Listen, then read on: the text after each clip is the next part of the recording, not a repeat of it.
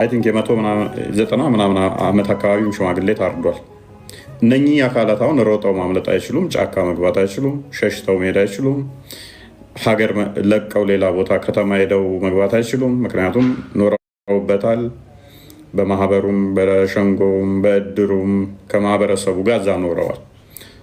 ከ70 ዓመት በኋላ ሞታቸው የሚጠብቁ እዛው የለመዱበት ተጓደኞቻቸው ጋር እዛው መቀበርና እዛው መኖር ነው እንጂ ይፈልጉት አሜሪካ የምንወሰደዎቹ ብትሏቸው እነኚህ አካላት የመሄድ ኢንተረስት አይኖራቸውም። ከ70 ዓመት በኋላ እዛው ኖረው እዛው በተከበሩበት በተዳሩበት በተኳሉበት መሞትን ነው የሚፈልጉት።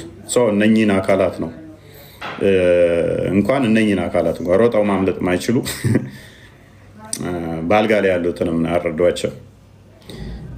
በአልጋ ላይ ያሉትንም ጭምር ነው ያረዷቸው።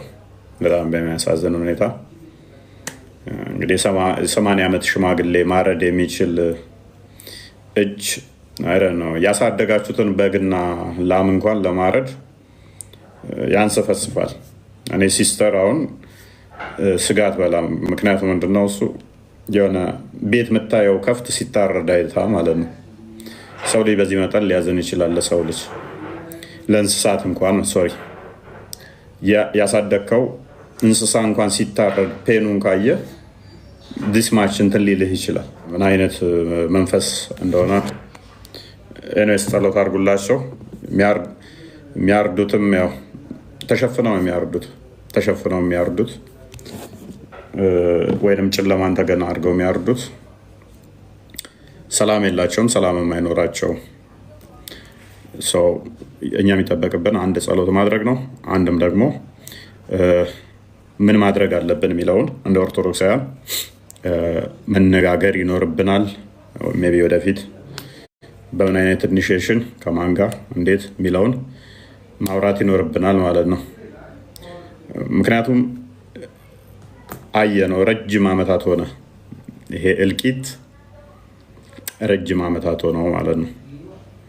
የለቅሶ ሞጅ እንትናት በሉ እንትን ይለዋል አካውንት እንትን ይለዋል። ኤኒዌይስ ምንድነው እሱ ተወደደም ተጠላም በዘር በብሔር በሃይማኖት ተከፋፈሏችሁ በኋላ ታርጌቱ ኦርቶዶክሳውያንን የመምታትና የማጽዳት ስራ ነው። ይህንኛውን ነእተን ልንመክት ይገባል ማለት ነው።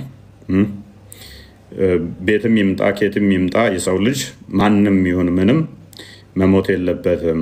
ይህን አንድ ኦርቶዶክሳውያን ስነልቦናው ነው። ማንም ይሁን ምንም ይሁን ኦርቶዶክስ ስለሆነ ብቻ ሳይሆን እምነት አልባም ይሁን እምነትም የሚኖረው ሰው በመሆኑ ብቻ ሊገደል ሊታረድ አይገባው። እንስሳ አይደለንም እኛ። ውጭው ዓለም ላይ ምን ያህል ለሰው ክብር ከሰው አልፈው ለእንስሳት ለውሻ እንኳን ምን ያህል ክብር እንዳላቸው እያየን ሰዎች በተኙበት በአንድ ሌሊት 50 ሰው ታረደ። ለዜና እንኳን ማይበቃ የእኛ ሚዲያዎች ይህንን እንኳን አይዘግቡትም። አርሲ ላይ ከባድ የጭፍጨፋ የዘር ማጥፋት ብቻ ሳይሆን የመቀነስ ብቻ ሳይሆን ታሪክ ማይረሳው ጠዋሳን እየጣሉ ነው። ይሄንን በደንብ ሰንዶ ማስቀመጥ ለትውልድ ማስተላለፍ ማስተማርም ጤናማ ነው ብዬ አምናለሁ። ሰው ዋይዝ በሆነ ሁኔታ ማን ነው ገዳያችን የሚለውን ማጥናት፣ ማን ከማን ጋር ነው የሚለውን እሱን በደንብ መነጋገር፣ የራሳችንን ችግር በምን አይነት ሁኔታ መፍታት አለብን፣ እያንዳንዳችን ተበልተን ከማለቃችን በፊት ምን ማድረግ አለብን የሚለውን መምከር ጤናማ ነው። አባቶች ዝም አላሉ። እኛ ለውጥ ማምጣት እንችላለን። ከግርግሩ እርዱን ያመቻቸው ምንድነው እሱ ሶሻል ሚዲያዎች በአሁኑ ሰዓት ላይ አክቲቭሊ ሰዎች ኮንሰንትሬትድ አድርገው ነገሮች ላይ ትኩረት እንዳያደርጉ አድርጎናል። ያንን ገታ አድርገ ነው ከሶሻል ሚዲያው ጩኸትም መሬት የወረደ ስራዎች ምን መስራት